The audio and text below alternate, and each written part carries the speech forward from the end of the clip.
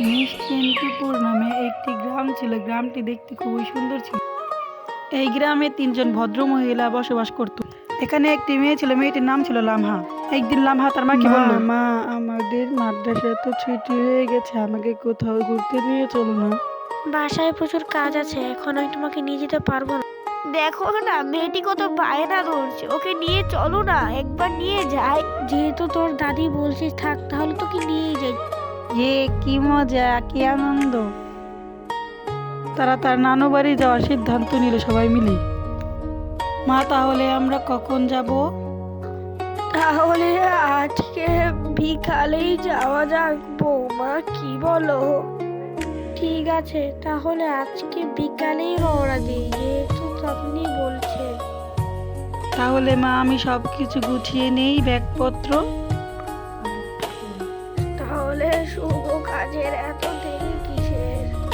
চলো তাহলে, চলো যাওয়া যাক। এরপর তারা সবাই মিলে রওনা দিল।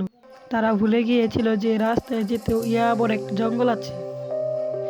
এই জঙ্গলে একটি পেতনি বসবাস করত, যে ঘুমন্ত থাকতো সবসময়। মা সামনে কি যেন একটা শুয়ে আছে, আমি গিয়ে দেখে আসি।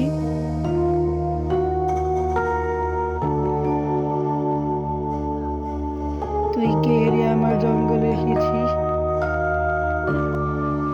ওখানে একটা রাক্ষসী ছিল। তোরা কেন আমার ঘুম ভাঙলি? আজ আমি তাদের ঘাড় মটকাবো। তুই পারবি না শয়তান আমাদের সাথে। মা আমি একটা দোয়া জানি।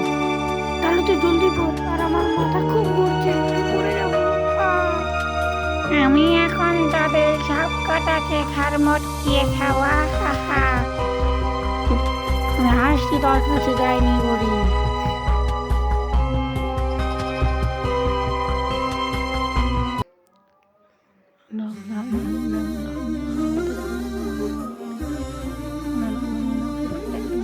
কি পড়ছিস?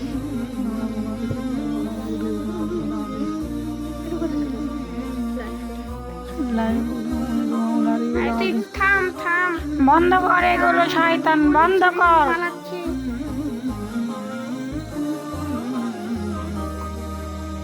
আমি চলে যাচ্ছি এখনকার মতো, তবে আমি তাদেরকে ছাড়বো না। আমি আবার আসবো তাদের খেতে, তাদের ঘাড় মটকাতে। আরে মাদ্রাসায় পড়লে যে এত কিছু জানা যায় তা তো জানতেন না। এরপর তারা তার মাকে উঠিয়ে তার নানু বাসায় সুস্থভাবে চলে গেল। তাই আমাদের সকলের উচিত আমাদের সন্তানদেরকে মাদ্রাসায় পড়ানো উচিত। আর প্লিজ লাইক সাবস্ক্রাইব করবা।